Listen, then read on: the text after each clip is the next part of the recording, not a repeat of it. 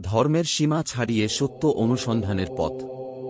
মহাবিশ্বে যা কিছু আছে, ক্ষুদ্রতম অণুপরমাণু থেকে শুরু করে অসংখ্য নক্ষত্রগুচ্ছ, সবই গতিশীল। কোনো বস্তু যদি একবার গতি পায়, তবে সে গতি বহন করতেই থাকে। মহাশূন্যে অসংখ্য বস্তুর সংঘর্ষ ও টানাপোড়েন থেকে জন্ম নিচ্ছে নতুন নতুন শক্তি আর ভয়ঙ্কর বিস্ফোরণ।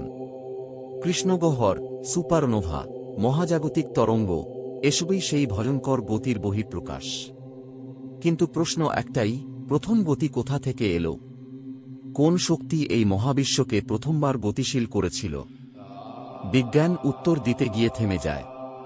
এখানেই মানুষের কৌতূহল জন্ম দিয়েছে ঈশ্বর, আল্লাহ বা গড নামের ধারণাকে।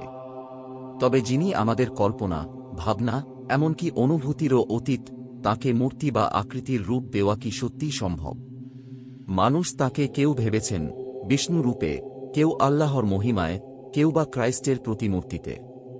আসলে এসবই সাংস্কৃতিক ভিন্নতার প্রতিফলন। ঠিক যেমন কয়েকজন যুবক তাজমহল দেখে এসে আলাদা ভাষায় বর্ণনা করলেও তাদের বর্ণনায় তাজমহলের মূল রূপই প্রকাশ পায়। তাহলে কি বোঝা যায় না, আজ অবধি কেউই প্রকৃত স্রষ্টাকে উপলব্ধি করতে পারেননি? যা অনুভূত হয়েছে তা কেবল তাঁরই এক বিকৃত প্রতিফলন। এই বিকৃতির ফলেই জন্ম নিয়েছে ভিন্ন ভিন্ন ধর্মীয় সম্প্রদায়। প্রত্যেকেই দাবি করে তাদের পথই একমাত্র সত্য।